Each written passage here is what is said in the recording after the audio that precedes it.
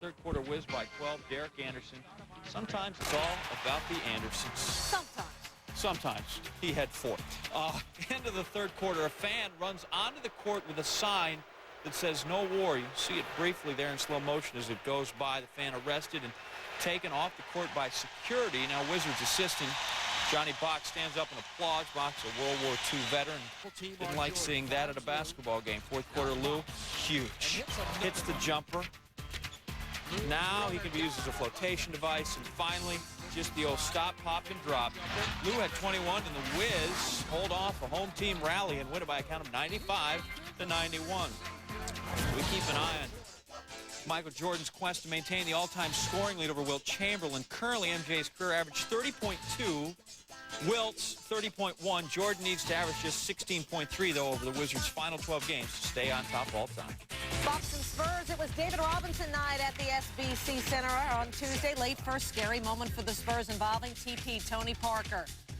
He's going to get hit across the arm. He lands hard on his hand. Parker would have to leave the game with a sprained right wrist. He would not be back. With Parker out, Speedy Claxton would step it up.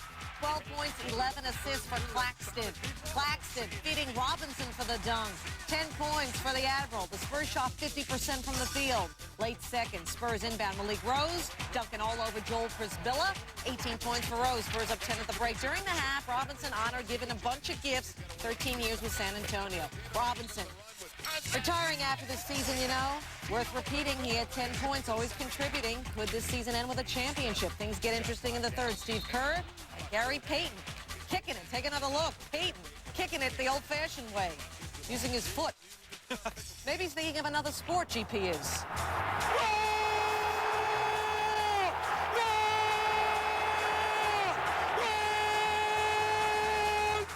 Or maybe not. Spurs put it away. Tim Duncan. 31 points, 10 boards. The Spurs are 31-7 since New Year's Day, and they're now 3 games back of Dallas.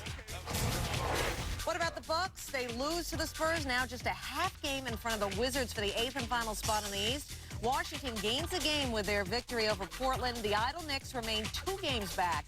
All 3 of these teams, by the way, in action on Wednesday.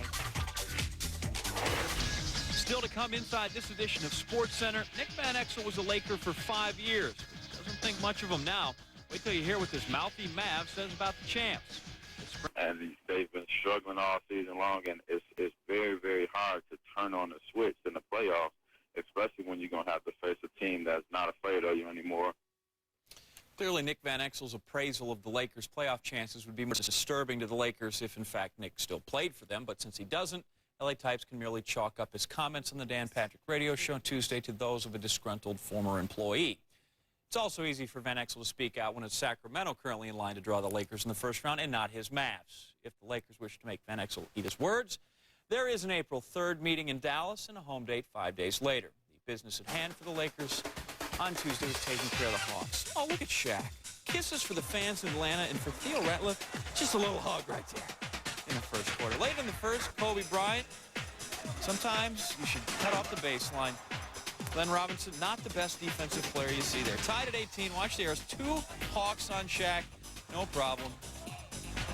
Shaq killing 2 birds with 1 slam. 31 points for Shaq. Lakers up 2. Still in the first, tied at 26. And Shaq, this is special. He's 7 foot, 300 pounds, and acrobatic. I mean, shades of Michael Jordan with reverse. Now, Jordan does this all the time, but Shaq, huge, very pretty from the daddy. Hawks up 1, though, in the second. Darvin Ham.